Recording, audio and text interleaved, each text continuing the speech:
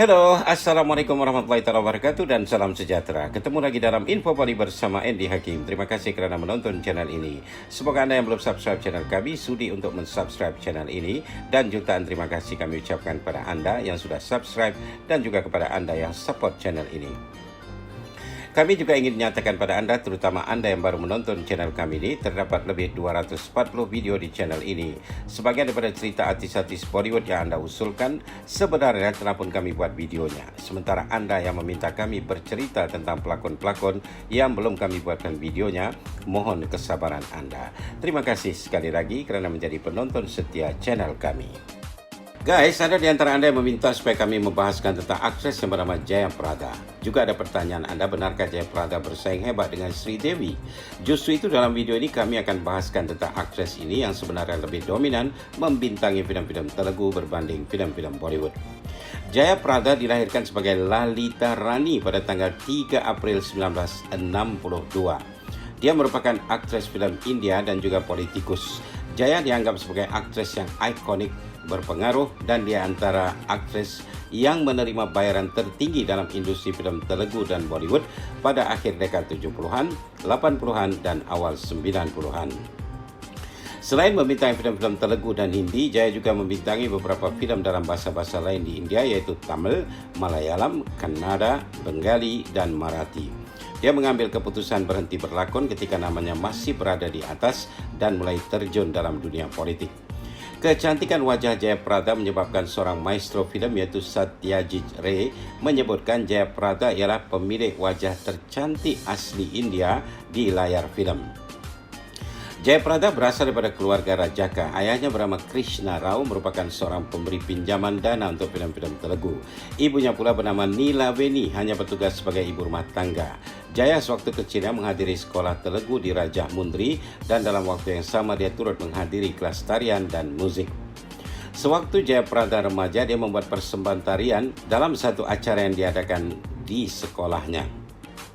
Seorang sutradara filem Telugu menyaksikan tariannya ketika itu dan menawarkan dia menjadi penari selama 3 minit dalam filem Telugu. Mulanya Jaya menolak tawaran itu, namun kerana desakan keluarganya, dia menerima tawaran tersebut. Setelah kemunculannya selama 3 minit dalam filem Telugu yang berjudul Bumi Kosam itu, maka banyak pembuat filem Telugu yang menawarkan kesempatan berlakon pada Jaya. Dia tidak menolak kesempatan itu. Jaya Prada menjadi bintang pada tahun 1976 itu dengan sebagian besar filem-filem lakonan yang meledak di pasaran. Setahun kemudian pada tahun 1977, Jaya melebarkan sayapnya dengan membintangi filem Kannada dan filem Kannada pertama lakonan Jaya juga meledak di pasaran. Pada tahun 1979, Jaya mencoba pula berlakon filem Tamil berpasangan dengan aktor terkenal Kamal Haasan dan Rajinikanth. Usaha ini pun membuahkan hasil.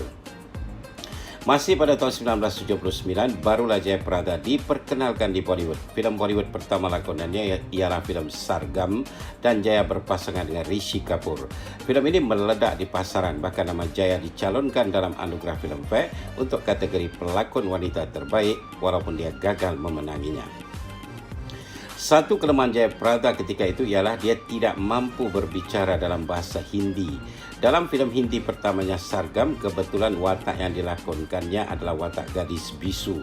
Justru walaupun filem Sargam meledak, para pembuat filem takut untuk mengambil Jaya berlakon kerana dia tidak dapat berbahasa Hindi. Jaya meneruskan karya lakonannya di selatan. Selain membintangi filem-filem Telugu, dia juga semakin banyak membintangi filem Tamil. Sebab itulah Jaya memenangi beberapa award Filmfare yang dikhususkan untuk filem-filem selatan India. Jaya masih belum menyerah kalah untuk kembali menaklukkan Bollywood. Dia memasuki kelas bahasa Hindi. Akhirnya pada tahun 1983, sutradara K. Vishwanath terpaksa memperkenalkan kembali Jaya Prada dalam filem Bollywood yang berjudul Kamchor.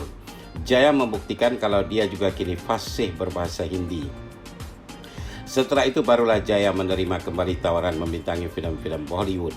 Bahkan nama Jaya juga termasuk dalam nominasi anugerah Filmfare bagi kategori pelakon wanita terbaik menerusi filem Sharabi yang rilis pada tahun 1984. Dalam filem ini Jaya Prada berpasangan dengan Amitabh Bachchan.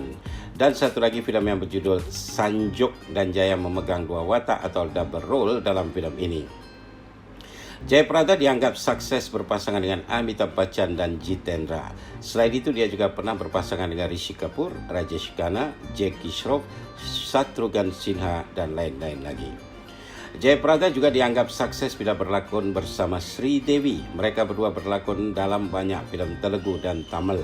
Namun dalam filem Hindi pun mereka dipertemukan dan berlakon menjadi kakak beradik dalam filem Tohfa yang rilis pada tahun 1984.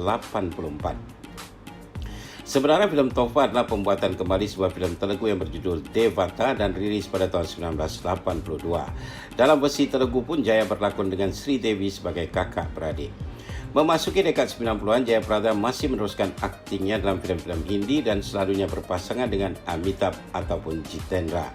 Jaya juga aktif membintangi filem-filem Kannada ketika itu. Namun mulai tahun 1994, Jaya dilihat mengurangkan aktivitinya dalam dunia filem dan dia dilihat lebih menumpukan perhatiannya dalam dunia politik. Memasuki milenium baru tahun 2000, Jaya dilihat hanya muncul dalam filem Malayalam yang berjudul Dewa Dotan, namun filem ini gagal di pasaran.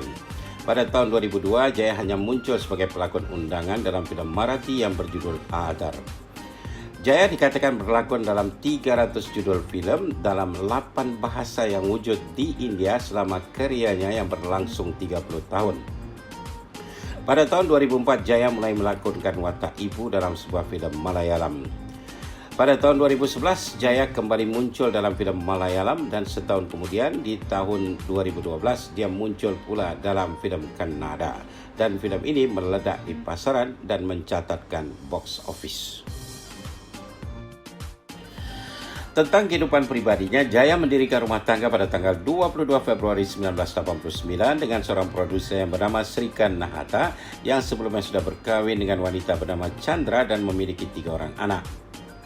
Perkawinan Jayaprada ini menimbulkan kontroversi kerana Srikan dikatakan tidak pernah menceraikan isteri pertamanya. Bagaimana Jayaprada boleh terperangkap dengan suami orang?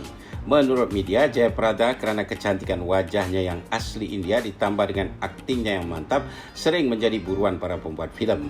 Pada tahun 1985 adalah zaman kegemilangan Jaya sebagai aktris. Dia menjadi aktris yang menerima bayaran paling tinggi untuk filem-filem Bollywood dan Telugu.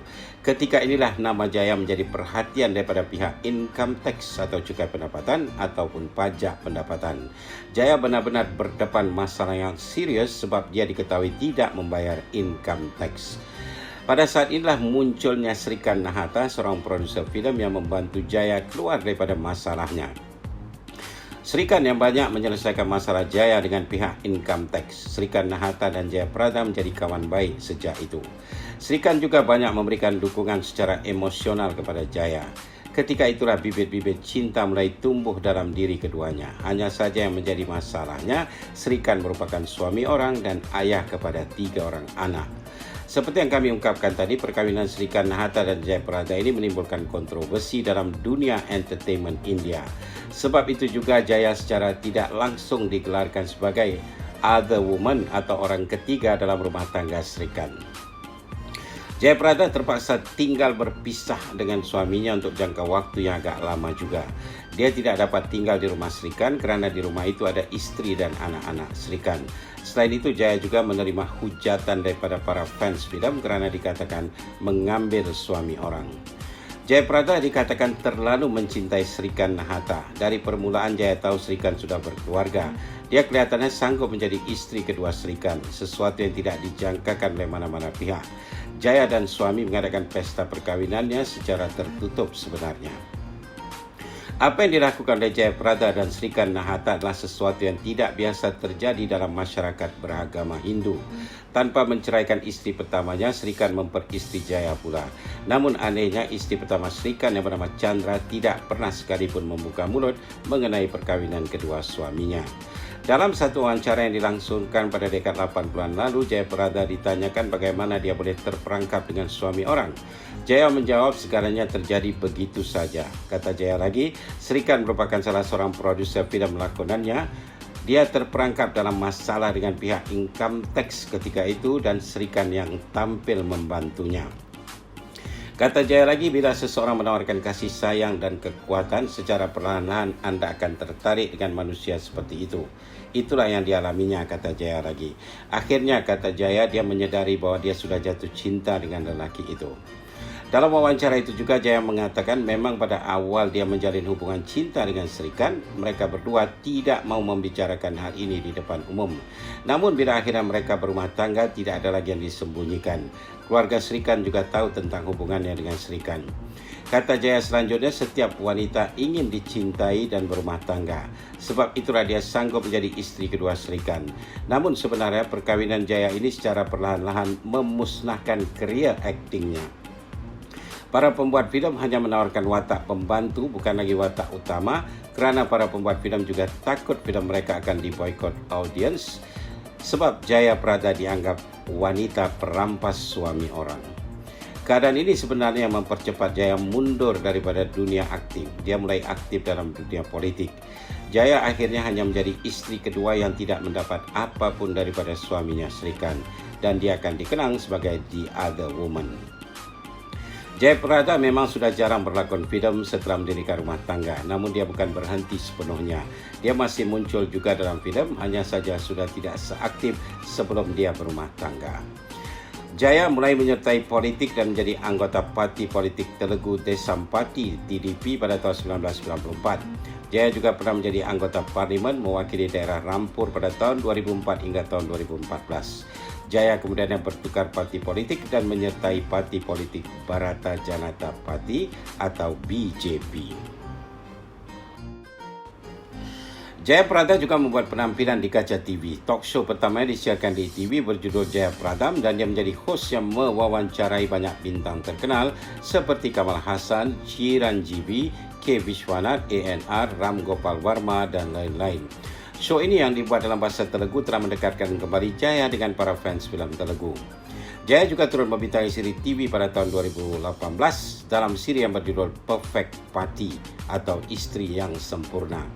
Jaya juga menjadi undangan istimewa dalam reality show Indian Idol 12 yang disiarkan pada bulan April 2021. Jaya sempat diwawancarai wartawan ketika akan muncul dalam reality show itu. Jaya turut membukakan rahsia tentang hubungannya dengan aktris terkenal Sri Devi. Memang para fans mengetahui bahawa hubungan Jaya Prada dan Sri Devi tidak baik. Namun kata Jaya sebenarnya dia tidak ada masalah apa-apa dengan Sri Devi. Namun antara mereka berdua seolah-olah tiada chemistry dalam hubungan di alam nyata. Jaya mengakui terus terang dia tidak pernah bertatap mata dengan Sri Devi. Mereka juga tidak pernah berbicara lama-lama. Anehnya mereka berdua boleh melakonkan watak kakak beradik yang sempurna dalam filem-filem lakonan mereka. Sejujurnya kata Jaya dia memang bersaing hebat dengan Sri Devi dalam apa jua perkara termasuk pakaian dan tarian. Bila mereka berdua hadir ke lokasi syuting filem lakonan mereka bersama, mereka terpaksa diperkenalkan oleh kru lain. Setelah saling mengucapkan hello atau hi, maka keduanya pun berlalu. Tambah Jaya lagi dia masih ingat ketika membintangi filem yang berjudul Maksad, dua hero filem itu iaitu Jitendra dan Rajesh Khanna sengaja mengunci Jaya dan Sri Devi berdua dalam bilik makeup selama 1 jam. Mereka berharap Jaya dan Sri Devi akan berbicara satu sama lain. Namun kata Jaya, dia dan Sri Devi di dalam bilik makeup itu tetap juga tak dapat memulakan perbicaraan di antara mereka. Sebab itulah kata Jaya lagi, bila dia mendengar berita akan kematian Sri Devi pada tahun 2018 lalu, dia terkejut dan dia merasa kehilangan teman sekaligus rivalnya yang selalu berdiam-diaman bila bertemu. Sebenarnya kata Jaya lagi, dia ingin sekali berbicara dengan Sri Devi, namun semuanya sudah terlambat. Jaya Prada tidak mendapat anak daripada suaminya Srikan Nahata. Sebab itu Jaya mengambil anak angkat yang juga merupakan anak kakaknya sendiri, seorang lelaki yang diberi nama Situ, dan Jaya menyayanginya seperti anak kandungnya sendiri. Situ kini menjadi pelakon filem-filem India Selatan. Jaya Prada juga dikatakan memiliki aset yang lumayan. Hingga tahun 2019 lalu, aset Jaya diperkirakan berjumlah 27.92 crore rupiah selain daripada kenderaan-kenderaan mewah dan juga perhiasan yang bernilai sekitar 56 lakhs rupiah. Jaya juga memiliki sebuah teater yang dinamakan Jaya Prada Theatre yang berlokasi di Chennai. Oke guys, semoga penjelasan kami tentang aktris Jaya Prada tadi sudah menjawab pertanyaan Anda yang ingin tahu tentang aktris ini, terutama yang bertanya tentang hubungannya dengan aktris Sri Devi. Terima kasih kerana bertanya. Oke viewers tersayang, itu saja untuk kali ini. InsyaAllah ketemu lagi dalam video selanjutnya. Mohon subscribe bagi yang belum dan jangan lupa share video kami dengan teman-teman Anda ya. Pendapat atau komen Anda silakan tulis di ruangan komen di bawah. Guys, kami mengalu-alukan pertanyaan dari Anda. Anda boleh bertanya apa saja tentang Bollywood yang sekarang atau Bollywood yang dulu-dulu. Kami akan coba jawab pertanyaan Anda itu. Selain ruangan komen di bawah, Anda boleh juga mengirimkan pertanyaan Anda ke Messenger Facebook kami atau DM di Instagram kami. Terima kasih kerana menonton channel ini. Terima kasih Malaysia, terima kasih Indonesia, terima kasih di mana jua Anda berada. Sekian, wabillahi taufiq wal hidayah. Wassalamualaikum warahmatullahi wabarakatuh. Jumpa lagi. Bye for now.